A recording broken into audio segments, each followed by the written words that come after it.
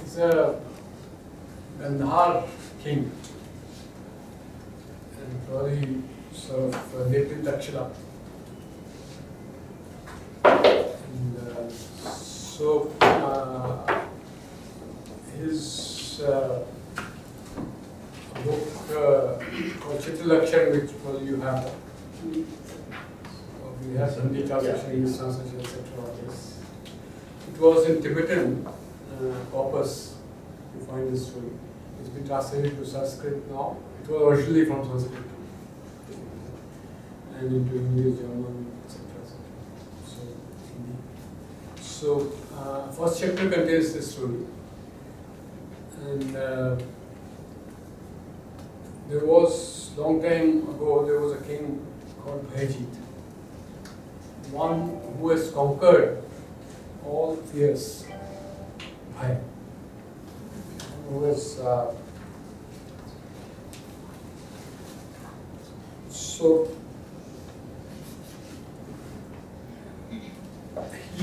his rule was unique in the sense that in his kingdom nobody ever died an untimely death.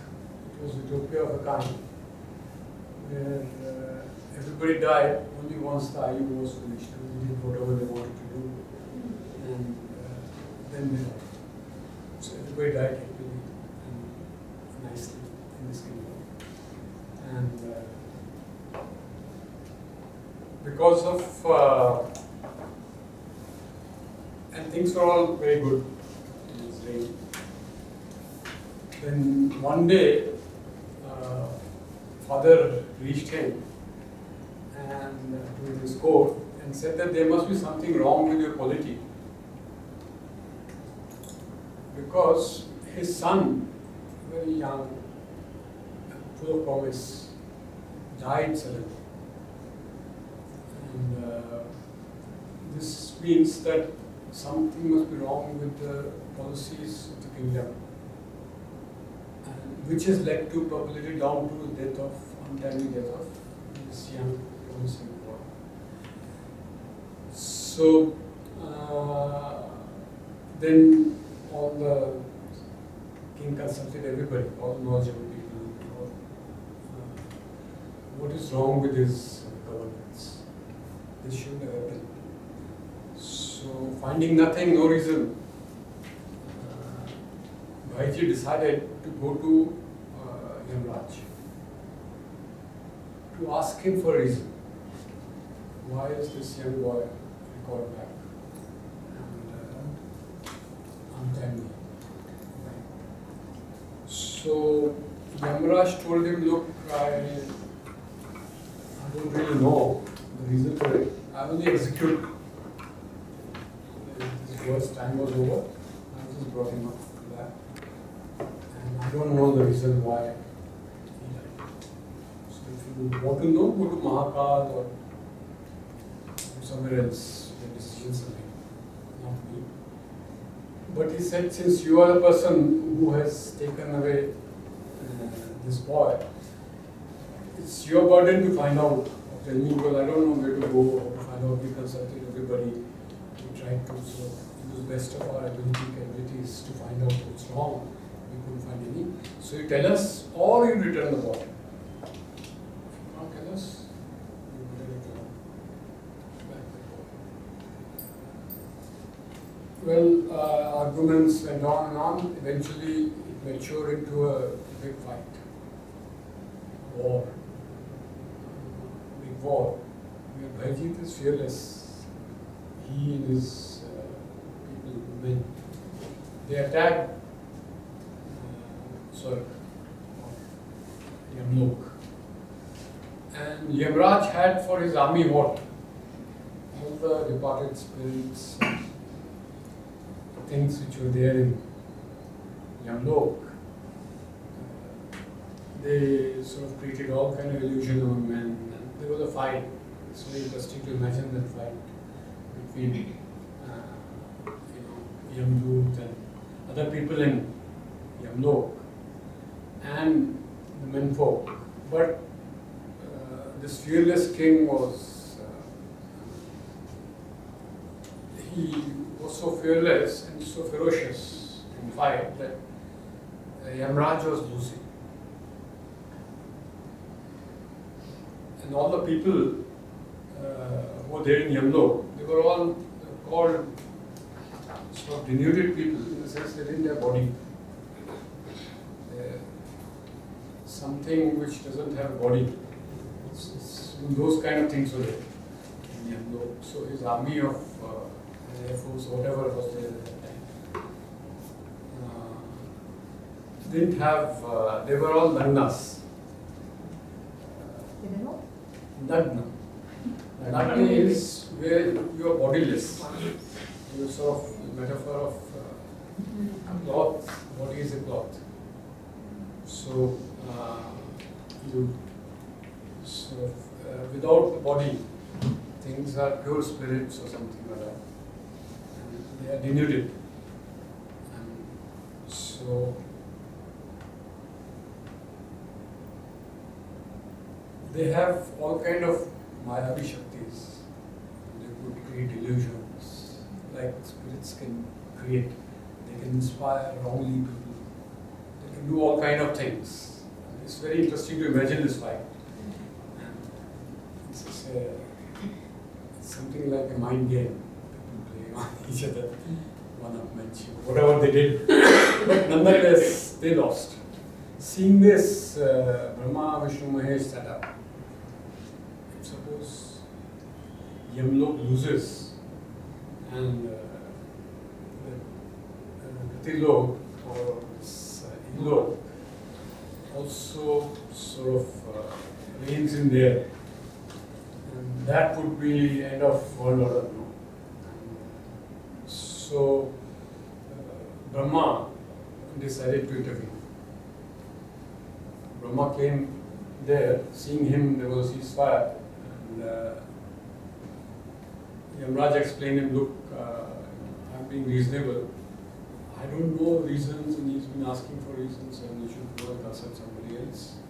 Why me? And he doesn't understand this. He also said, look, I have no way. This is the only way I have. I must know what's wrong with my policies so that this happened. It shouldn't have happened. So both gave their reasons. Brahma listened to them and then gave a resolution. The resolution was, he told Bhaiji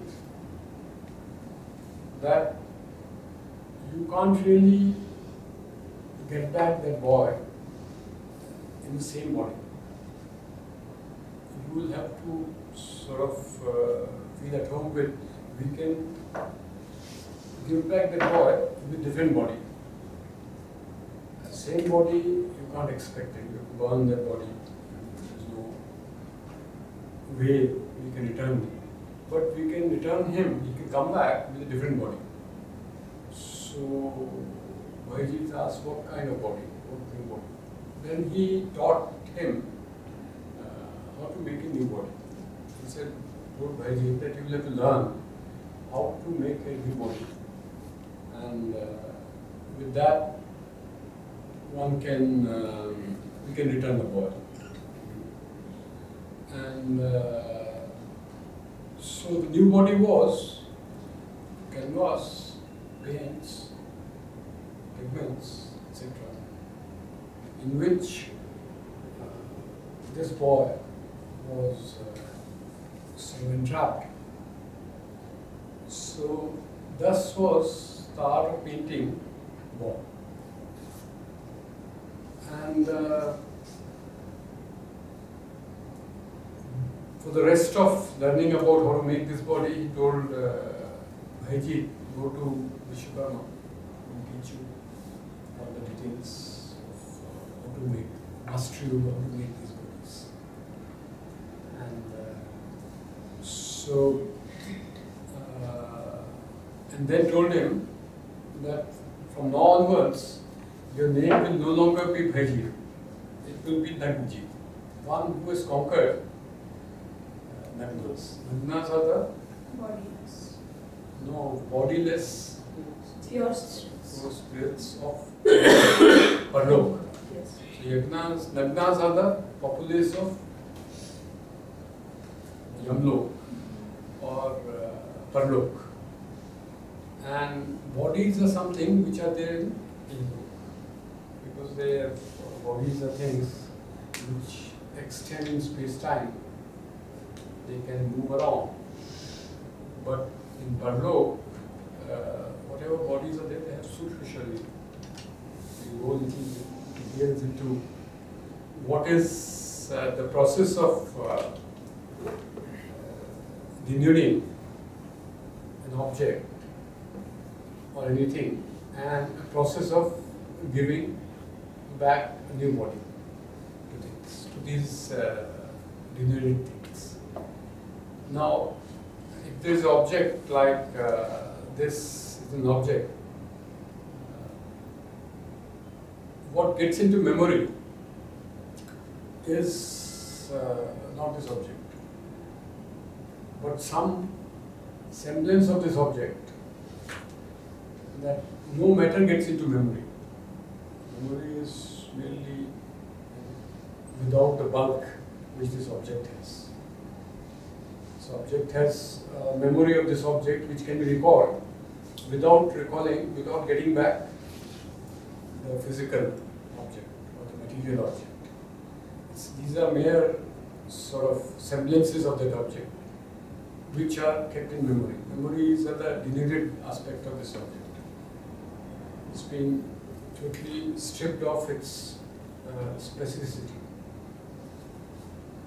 And even if there is a specificity in memory, that, oh, I saw it then when I was there, those specific things are because of indexical time. This is a time which flows. This object persists in the time which flows, whereas that object persists in certain markers of time. It was then when I remember. So the realm of memory, is a realm of denuded objects, objects which are stripped of its bulk, its materiality, etc. So we do. So these are the objects which are present among us all the time. Actually, these objects, denuded objects. So when we are talking to somebody on cell phone, think of it. We're not talking to the person who is breathing, sweating, etc. We are talking to an image of that person. We may revise what we talk according to what we infer as that person is. And we may tell that person, okay, relax, take a deep breath, etc. on the phone. But still, we are talking to an image of that person. And this image is an image which is Parlok. Everything we can attend to has an image. Everything we can attend to. And there is nothing in the universe which can't be committed to memory. And there isn't, if you really search for, go wrong, anything which can't be sort of reflected in the Navjyoti, there is nothing. It's a question which deals with whether everything is knowable, whether everything is sort of experienceable, etc. Anything which can be experienced, even darkness, is in there. You can recall that. So, Parlok can be called Smriti Lok, can be called memory, can be called, it's every day. One thing is we are every day engaged with Parlok all the time. When recollection is happening, we are engaged with Parlok, because one of the aspects of Parlok is that time never passes in it. stasis. Whatever is dumped in memory is there. We may, our access to it may be limited, we may recall it. If you have dementia, we may lose, we may not recall that thing. But it's there somewhere, piled up, stacked, all the memories, very heavy dump of memory exists in all of us. And it reaches to time. So when yesterday has passed, but not the memory of yesterday, still around. And time doesn't pass. Parlok is a different kind of book. In fact, all of us have are twice born, because not only are we born through the womb of our mother, we are also born in the memories of people. And that's a manusrach. One is Srishti of us born as in the womb, and another is we are born in Hebzolus or asks. We die, we may die, really, but still we may be recalled. Because our being continues existing even after our death. It exists in Parlok. It exists in other world. So this story is very instructive.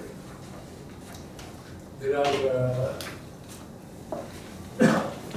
several things the story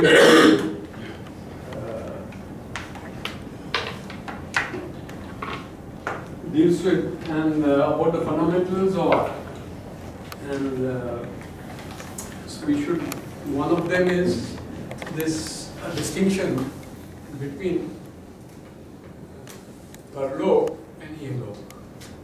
The distinction is very important, and somehow very important to understand what really art is all about.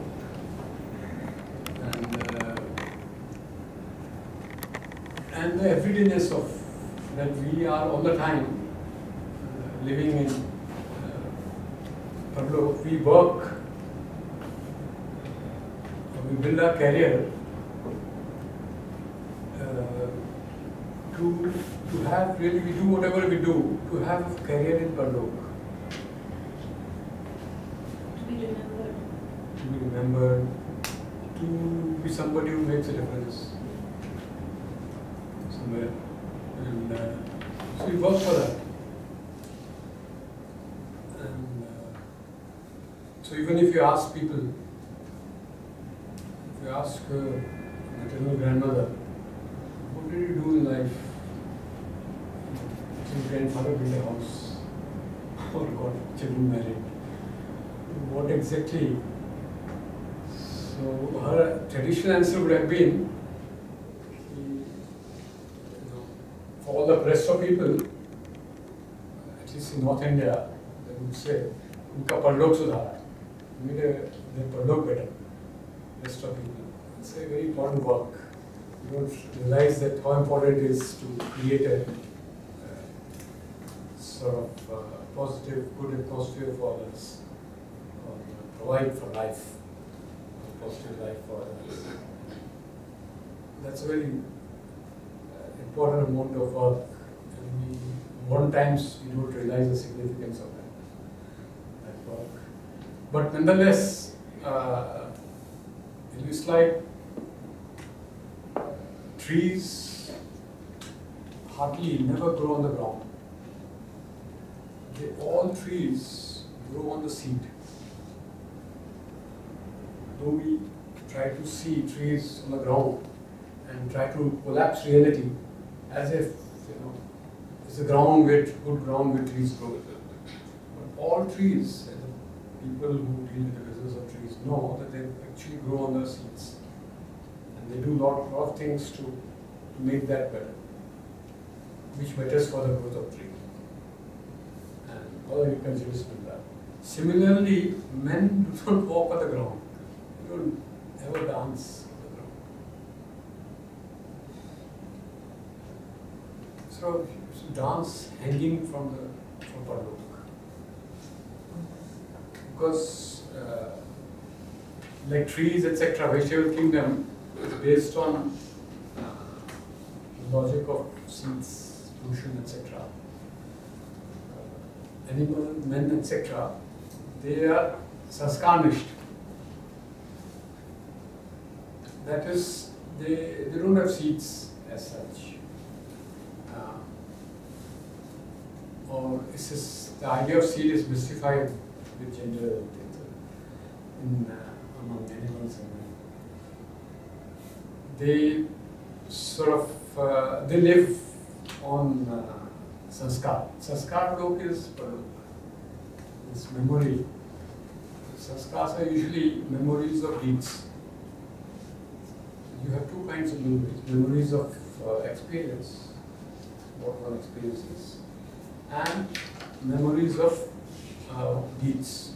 What did I do? Others do? We keep watching deeds of each other all the time. That's our most pet engagement, and we are busy every day, not in doing our work, not in learning, not in giving jnana to others, but in watching each other's deeds. That's what we do all the time. And deeds have impression, they leave impression on us. This impression is called sanskar, or karma sharir, or sanskar sharir, or sukshma sharir, or sharir in parlok, yamlok, or pitralok, or devlok. These are synonyms. And but one has to think it like everyday situation, and that's why I use the term memory. Memory and parlok are not two different things. Memory has a great role in art, and yeah, this is like too many. Yeah.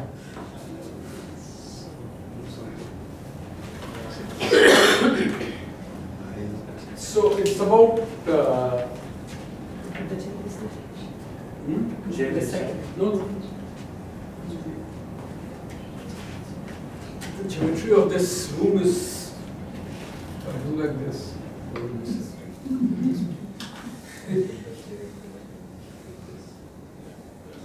So the story creates a distinction between embodied things and disembodied things.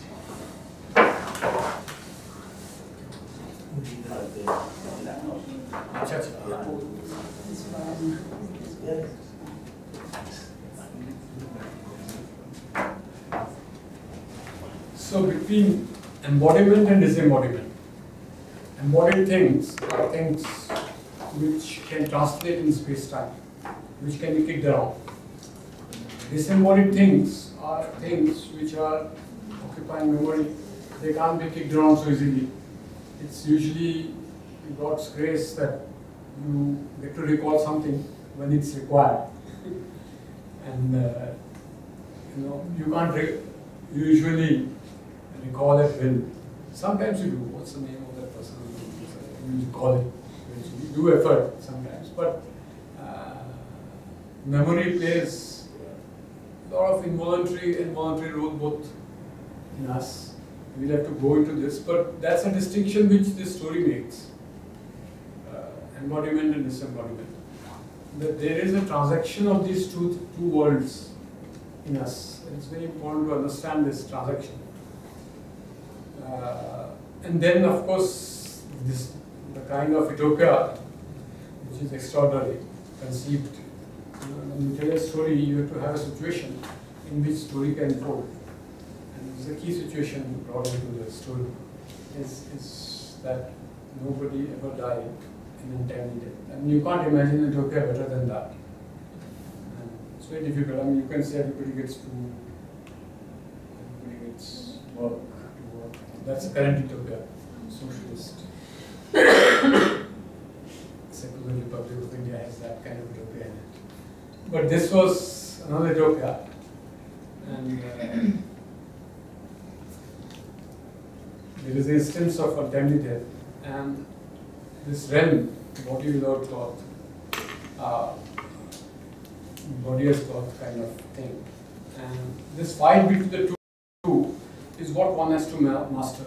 That's why you become Navjyoti. Navjyoti, he was called Navjyoti by Brahma because he conquered memory.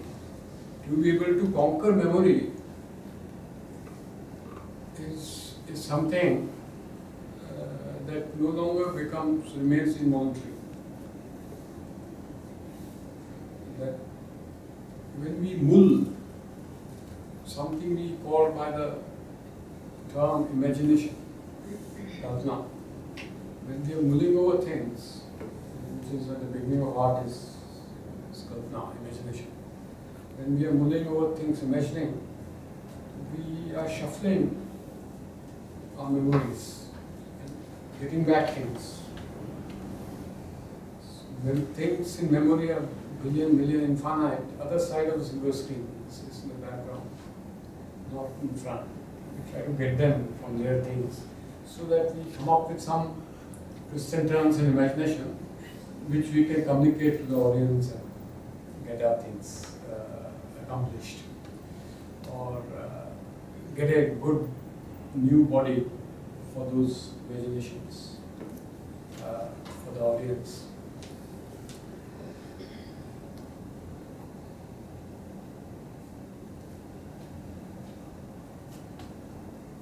Important thing is that disembodied things have one dysfunction. Disembodied things cannot act.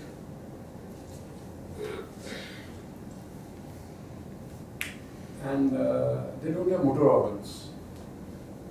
Only beings in halo can act. We are all fortunate because we can act.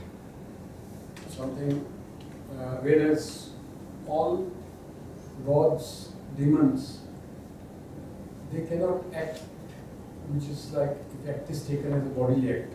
Act has many meaning in English. There is a sort of act passed by Parliament also. But the act which involves motor organs, that they cannot do. We must, the gods and the demons and all the nagnas, they must sort of acquire bodies. Somebody should be willing to lend their bodies so that they can be naked. So as dancers, as artists, we actually lend our bodies to beings of our lobe and connect them all. They can't act. There's a beautiful first chapter of Natya Shastra that says that. We'll come to that.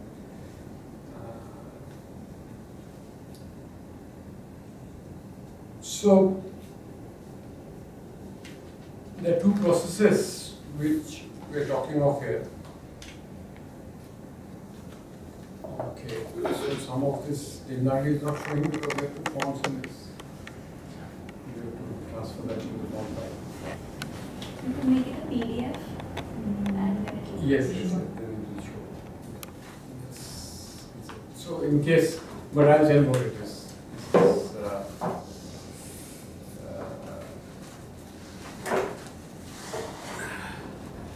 This is Navjyoti from Vindar, and this is Yama. He has an assistant called Chitragupta.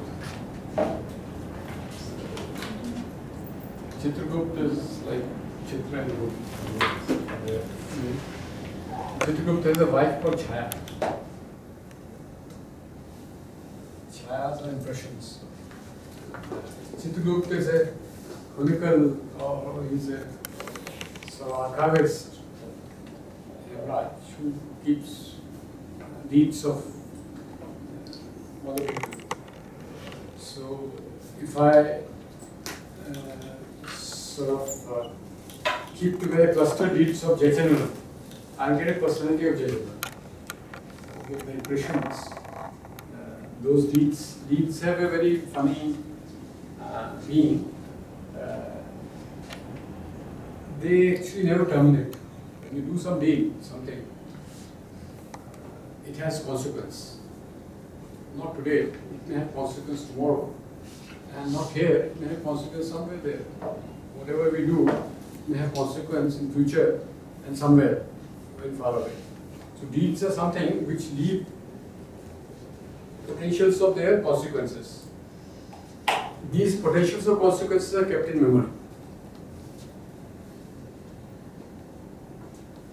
So traditionally, these are called the karmas, which whatever deeds means karma. Karmas which are done by us, whatever we do, has consequences, has some fun. And fun is removed from karma. That is the big mystery.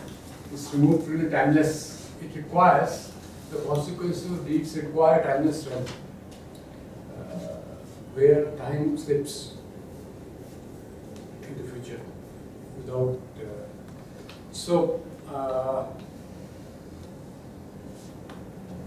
There is a embodied realm. This embodied realm is somehow gets into our experience, anubhav, and this experience has many components. It has perceptions, and then it has desires, imagination, willing, determinations, and action. All this is done by our mind, and this action leads to sort of doing something with the bodies, with material world. All actions have terminals in the material world. There is something happening in the material world. Its consequence may be immaterial or non-material, some futuristic kind of consequence it may have. But all actions have terminals which are material. They become motor organs and material terminals. And in fact, all art, all forms of art have material terminals. There is no art which doesn't have material terminals. Though the content of what is inscribed into material terminals, like in a painting, that boy is inscribed there. This is sort of captured in those body of pigments and canvas, in that body. That it's the body is material, but that boy whose personality is there is non-material, but it's disclosed by that material, that body. So all art must have body. It's usually in Natishas called Anukriti. There's a kriti, this world is there with us.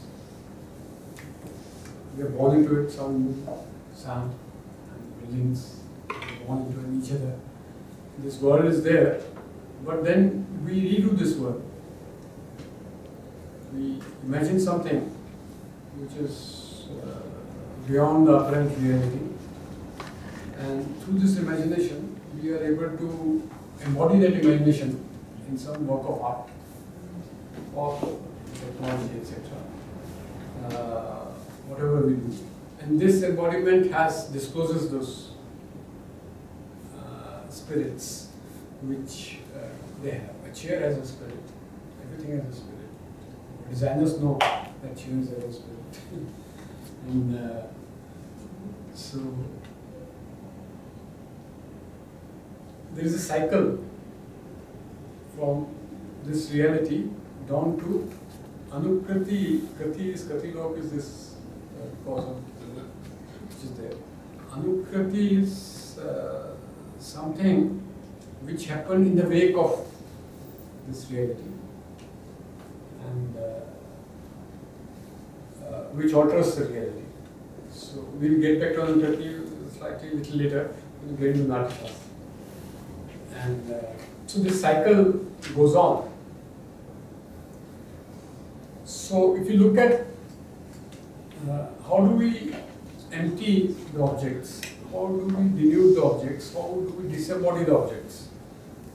All the time we are denuding objects. We get to the fundamentals.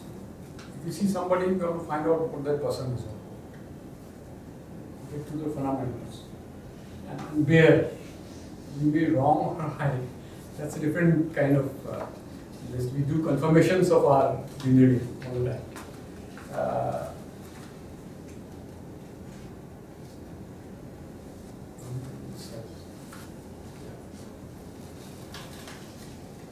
So, how do we empty the material world is there, which is accessible to us in our sense organs and sensations, etc.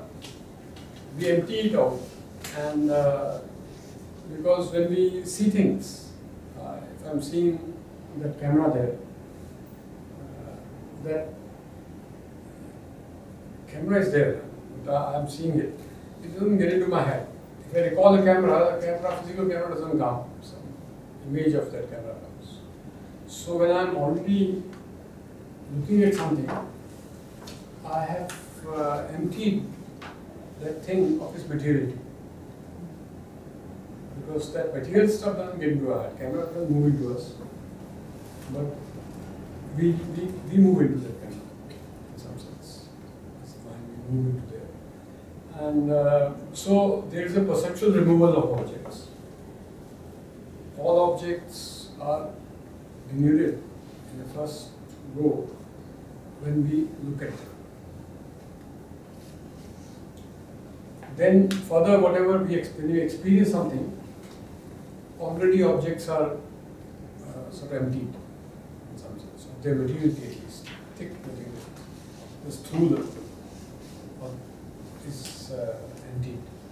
What is left is a sukshma object, a subtle kind of object is left in us. This is there in us.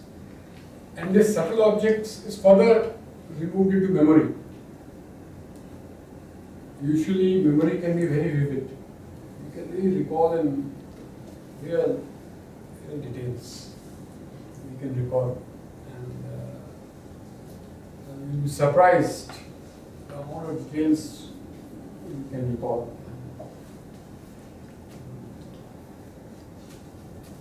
If you really want to do a collective exercise of what you can recall, is a very immersive situation these days is modern times is movie watching or film watching, cinema. You can really recall every detail of the last cinema you saw. Even in that kind of dress, the folds of dress, you can recall all that. In the cinema, which is useless in the sense that we watch a cinema and it's gone by. But we can really recall. We can recall great details, things. But once from experience something is committed to memory, already some other portion of the object is lost. It's more empty. It's really form. It's really something which is like which can fleece across, so light that it can fleece across time. Those memories can fleece across time. And then we do imagination in our experience. In imagination, the perceptual sensory objects are somewhat there, not much, some semblance to them is there, those objects. But then objects of memory also enter, they mix up in imagination. This mix-up of imagination is further removal from reality. Reality was at least the truth of what we saw in sensory perceptions was decided by the objects out there. If there is no camera there, then there is something wrong with me if I see camera. Because the truth of what I perceive is decided by the objects. But here, who decides the truth? What I do with imagination? I am free to imagine anything. I mean, what is it? So this is further removal from reality. And then I reform, give a new form. Objects. In imagination, I give it a new form, like in a painting. I'm giving a new form to that spirit of that body. So that's further removed. So this removal from reality is the fundamental aspect of what we call, activity we call as art. Art is a modern way of calling that activity. We call it anukriti. You'll see that this anukriti is larger than what we call as art.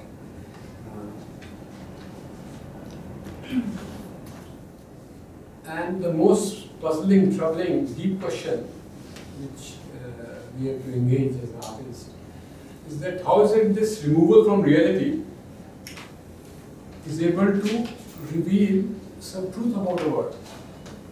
You remove yourself from reality and you get access to truth. This is too much. Because most of the time we imagine is being true is to be true to reality. That's something we're going off from. And art is about that. That's why the artists are sort of otherworldly kind of people, which you all would have sort of received such reaction from people.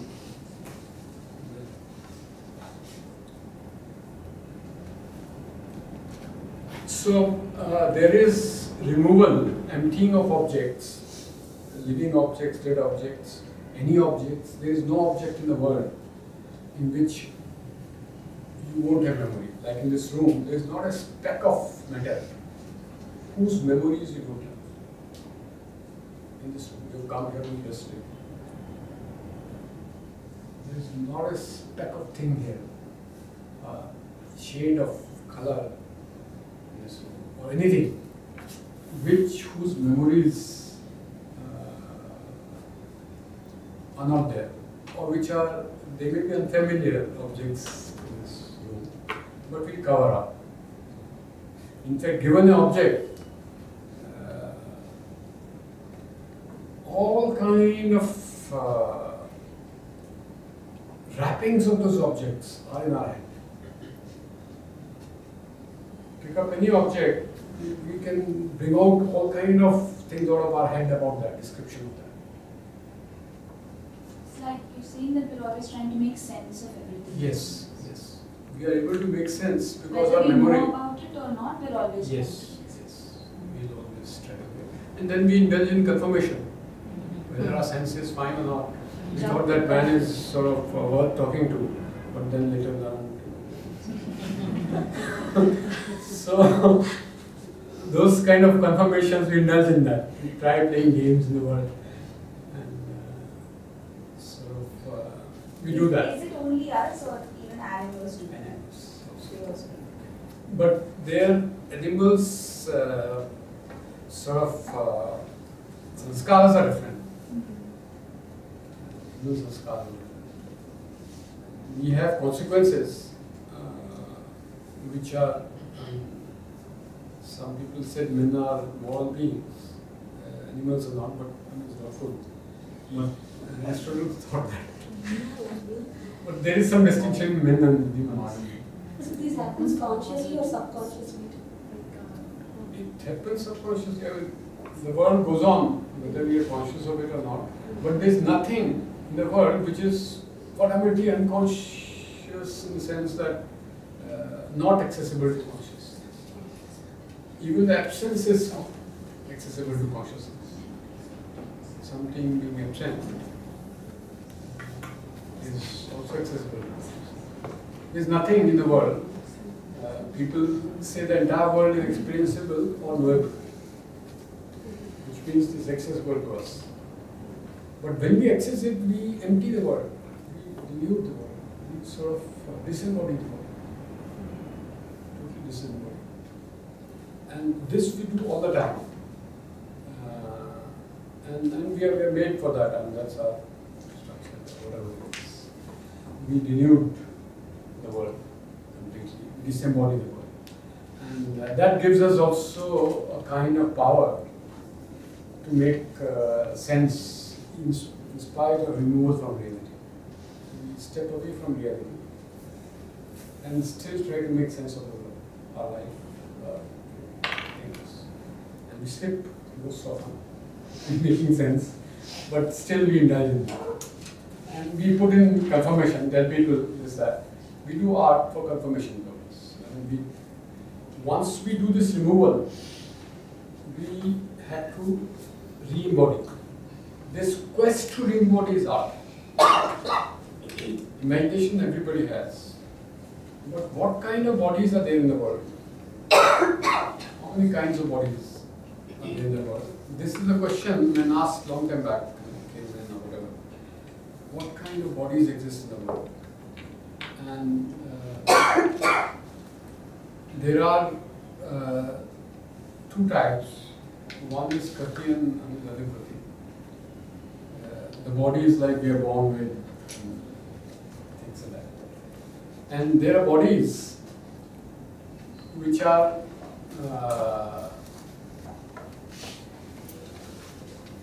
disciplines of art. Sculpture is a different kind of body than painting, than architecture. Music requires a different kind of body. It's a body of songs, etc. Songs are physical stuff. And dance is a different body. And embodies certain some things. We'll get into that. And Natya is a different kind of bodies. So if we know the typology of bodies, we know how many disciplines of art exist. Like the bodies of painting, bodies of sculpting. One of the great inventions which man did was to invent these bodies, in which you can encode or disclose some things to your imagination, to which you are a solitary witness. One thing about imagination and about experience is that they happen as a soliton, as only we can experience our imagination, nobody else. However strongly you bang your heads on each other, nobody can ever look into other side and see what is. There is one kind of perception. You but see what that is.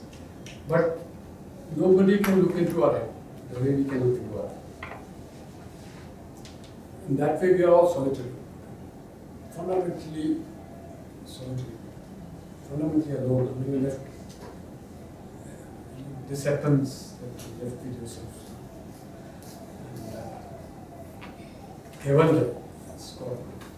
James called it beautiful word. Just you. Nobody else. Kevala.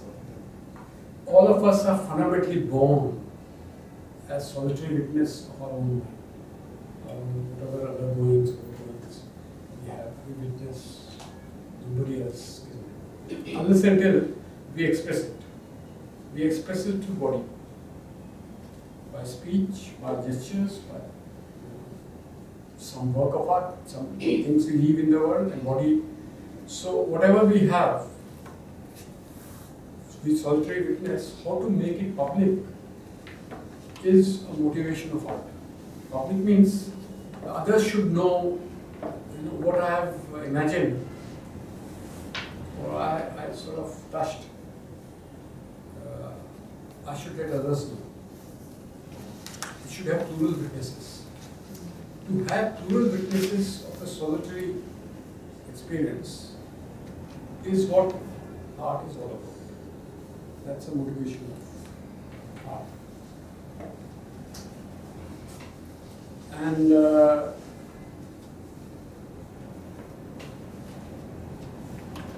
two processes we talked of. One is emptying of an object. What is left of object in man? You empty it. And then other process is creating a new body with that object, so that others can witness it also. You don't want how to get away from this solitariness is the quest people have in ELO. In Parlo, the fruits of those quests are there. They are all stored there.